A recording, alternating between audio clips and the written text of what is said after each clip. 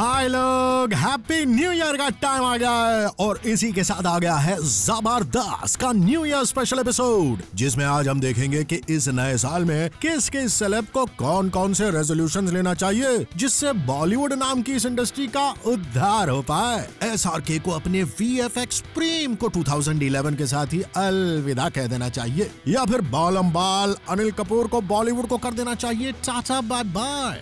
संजू बाबा को क्यों ज्वाइन करना चाहिए ऐश को, और क्यों खरीदने चाहिए लारा दत्ता की DVD, ये सब हम बताएंगे आज के एपिसोड में, जिसकी शुरुआत करेंगे the one and only G1 SRK।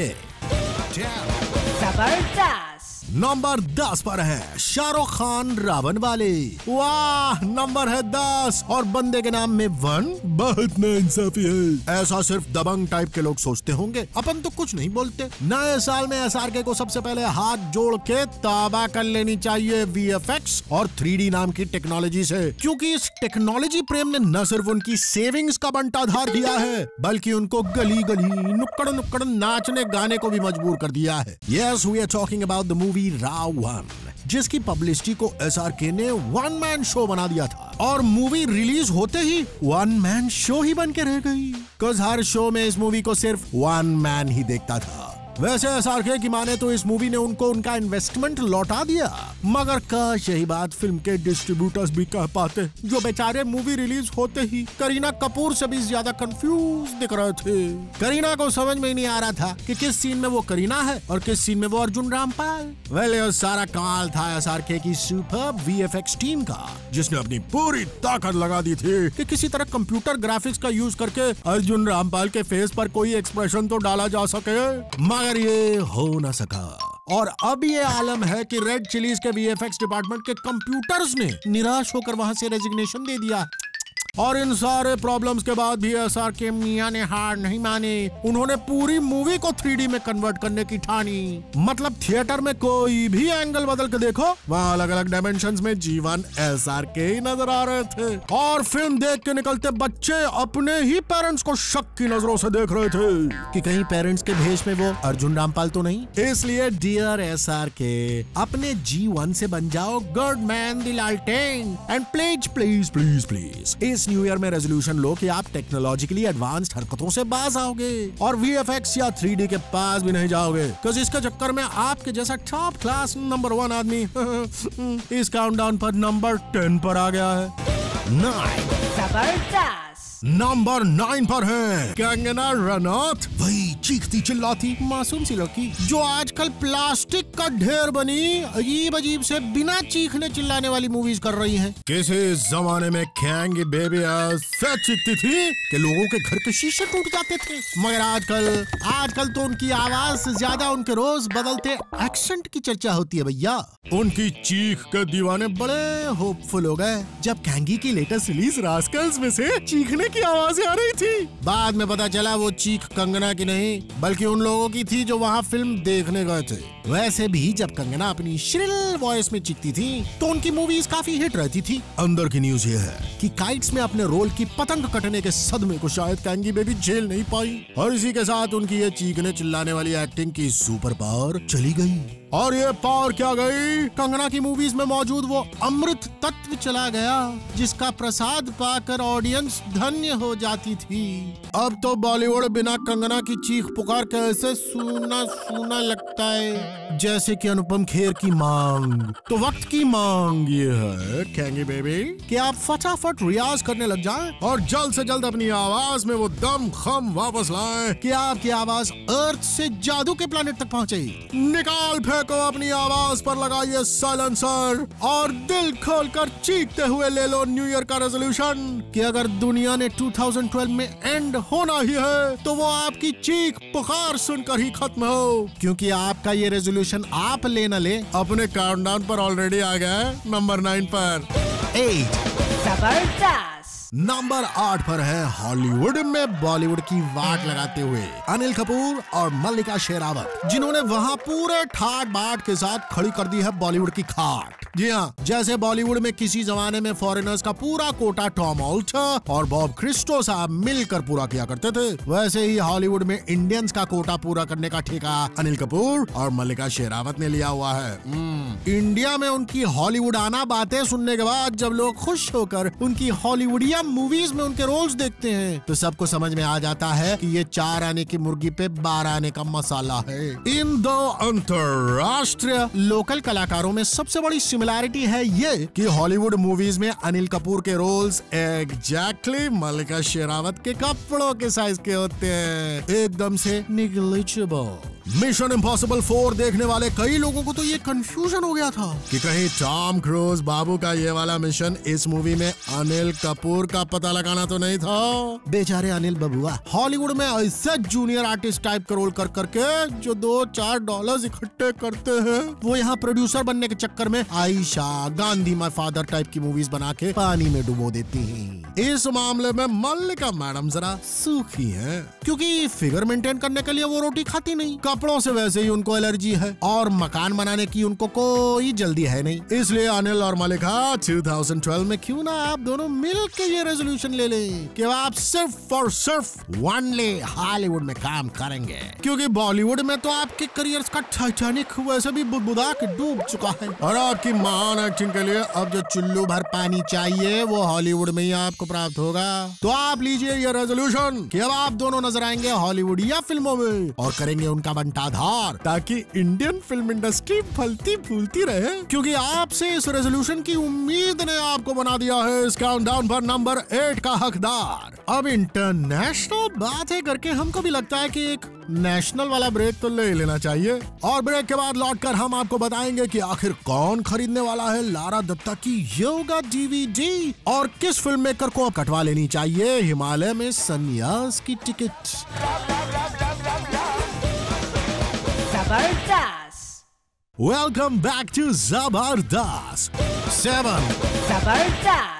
He is the sweetest Baba of all time, Sanju बाबा, जो कभी वेल टोन्ड बॉडी के मालिक हुआ करते थे, मगर अब उनका वेल टोन्ड शरीर बन चुका है, वेल टोन्ड शरीर। और उनके पेट का भूगोल देखकर कई बार लोग कंफ्यूज हो जाते थे कि आखिर प्रेग्नेंट कौन है भैया, मान्यता भाभी या संजू भाई। खैर, लोगों की एक्सपेक्टेशंस पर पूरा खरे उतरते हुए संजू बाबा ने बेबीज के मामले में भी डबल धमाल कर डाला, मगर उनके ट्विंस के आने के बाद भी संजू बाबा के तोंद का साइज कम नहीं हुआ, तो सब के सब काफी टेंशन में है।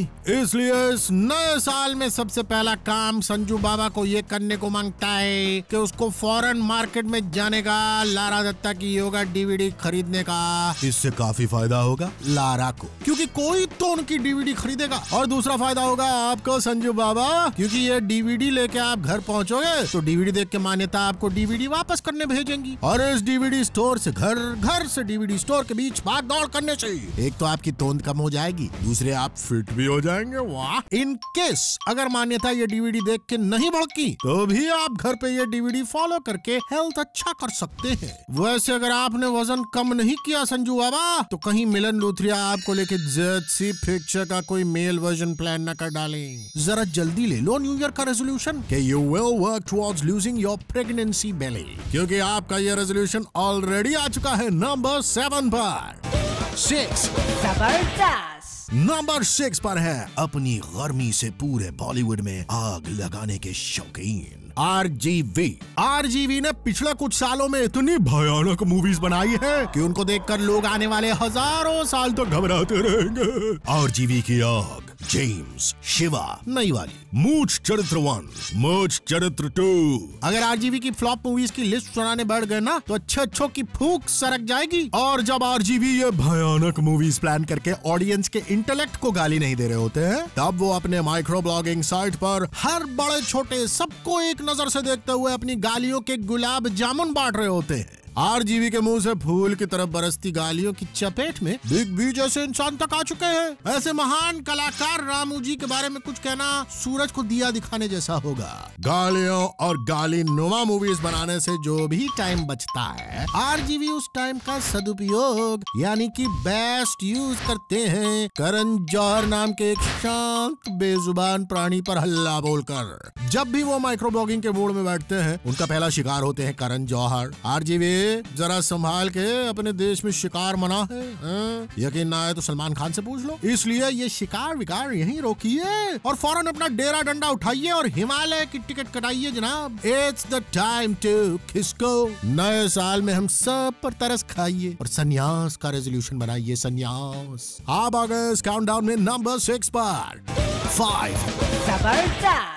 नंबर 5 पर है शक्तिशाली बुद्धिशाली विदाउट एनी घरवाली मिस्टर सलमान खान, जिन्होंने साउथ इंडियन लैंग्वेज की मूवीज का कुछ ऐसा उद्धार किया है कि वो रीजनल मूवीज के मदर टेरेसा बन गए हैं। उन्होंने साउथ की मूवीज के इतने रीमेक्स किए हैं जितना तो प्रीतम अंकल ने वर्ल्ड म्यूजिक और अनुराग कश्यप ने वर्ल्ड सिनेमा का रीमेक भी नहीं किया होगा। तेलुगु हिट पोकिरी को वांटेड बना के मोस्ट वांटेड खान बने सल्लू पाजी की ज्यादातर हिट्स आजकल या तो साउथ की मूवीज का रीमेक है या फिर उनका साउथ इंडियन लैंग्वेजेस में रीमेक हो रहा है। इतना ही नहीं, उन्होंने आसिन जैसी कई साउथ इंडियन एक्ट्रेसेस का भी करियर साइड में लगाया है। अब भारत की 30 बोलियां और 2 दर्जन से भी ज्यादा रीजनल लैंग्वेजेस सलमान खान की तरफ आशा भरी नजरों और लता भरी उम्मीदों से देख रहे हैं कि आखिर कब सल्लू मियां उन लैंग्वेज की मूवीज का भी रीमेक करेंगे। नीरा हुआ रिक्शा वाला, माया दे दे माया ले ले, भावजी तोहार साली हमार जैसी महान पारिवारिक भोजपुरी मूवीज और गबरू जट दी ललकार,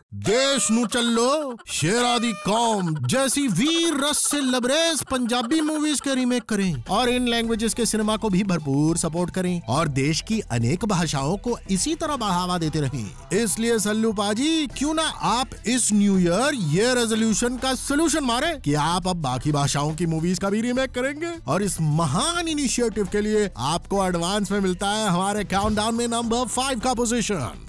4 जबरदस्त। नंबर 4 पर है कुमारी विद्या बालन, जिनकी नैया पार लगा दी है द जर्सी पिक्चर ने। ये मूवी विद्या की लाइफ में वैसे ही आई जैसे किसी भूखे की लाइफ में लंगर का निमंत्रण। विद्या का वेट, उनका फैशन सेंस, सब कुछ इस मूवी में बड़ा काम आया। विद्या मैडम, अब तो आपको सिर्फ जर्सी पिक्चर्स ही करनी चाहिए ताकि आपकी फिगर और फैशन सेंस को एक नई पहचान मिल सके। अरे सिल्क स्मिता के बाद अभी और भी बहुत सी हीरोइंस बाकी हैं। Nylon Nalini, polyester Padmini, cotton Kamini, rayon Revathi. वैसे भी आपका आउटडेटेड फैशन सेंस ऐसी पीरियड फिल्म्स के सेटअप के लिए काफी हेल्पफुल और कंटेम्पररी बन जाता है। यू सी, तो देर किस बात की, उठाइए फोन और लगाइए कॉल मिलन लुथरिया को और आप जीत सकती हैं चांस और भी ढेर सारी जर्सी पिक्चर्स करने का। सो दबा के खाइए, मोटी हो जाइए और फैशन का ऐसे ही तिया पाचा करते रहिए, क्योंकि ऐसा करने वाली हर एक्ट्रेस की एक्टिंग की बड़ी तारीफें होती हैं जी। पूछे क्यों? क्योंकि और कुछ तो तारीफ के काबिल रहता नहीं। So dear miss Balan, go for more jersey pictures और कीजिए उलाला और पाइए ढेर सारा क्रिटिकल अक्लेम, वो भी बिना 1 kg वजन कम किए। नए साल में पूरा फायदा उठाने के लिए अभी रेजोल्यूशन ले कि आप अगले साल भी और बहुत सारी जर्सी पिक्चर्स करेंगे और खुद भी खुश रहेंगी, हमको भी खुश रखेंगी। और ये रेजोल्यूशन लेते ही आप आ जाएंगे हमारे इस काउंटडाउन पर नंबर 4 पर। और ब्रेक के बाद इस साल के टॉप 3 हटपटे मगर चटपटे रेजोल्यूशंस। जबरदस्त। Welcome back to Zabardast Resolution Special 3। जबरदस्त।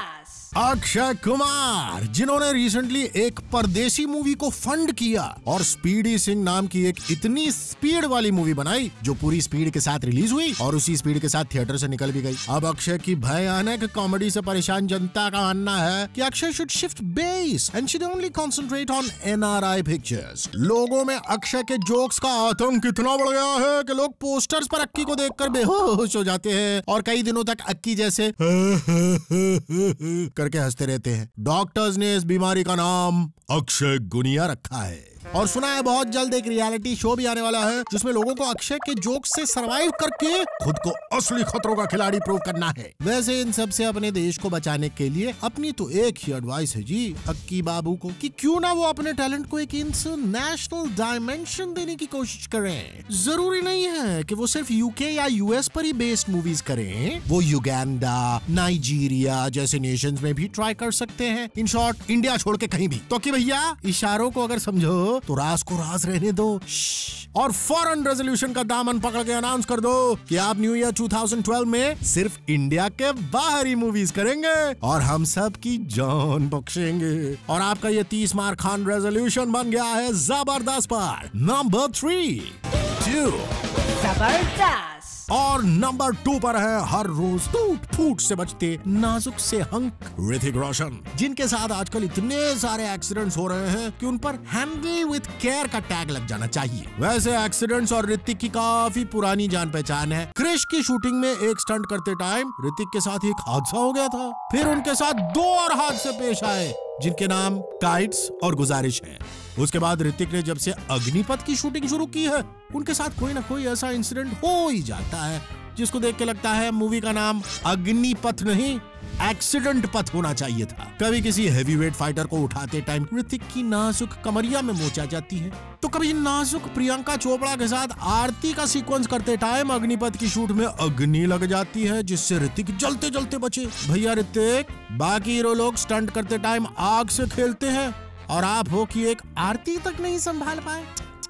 अरे भैया, आपके ऐसे सब समाचार देखकर लगता है कि अब एक नोटिस शूट पर भी लगवानी पड़ेगी कि these stunts are performed under professional supervision, मगर फिर भी we don't repeat them at shooting। अब अग्निपथ की शूटिंग पूरी हुई थी कि पता चला आप एक बार फिर क्रिश 3 की शूटिंग करते टाइम जख्मी हो गए।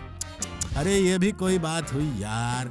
आपकी ऐसी न्यूज सुन के आपके फैंस इतना घबरा गए हैं कि सब दुआएं मांग रहे हैं कि आप आगे से प्लीज बच्चों की मूवीज करें, रोमांटिक मूवीज करें, मगर कोई भी ऐसी मूवीज ना करें जिसमें आपको हल्का फुल्का स्टंट भी करना पड़े। And by the way, real life में सल्लू के साथ पंगे लेना भी स्टंट की कैटेगरी में ही आता है। ओके, जरा संभल के ऋतिक भैया।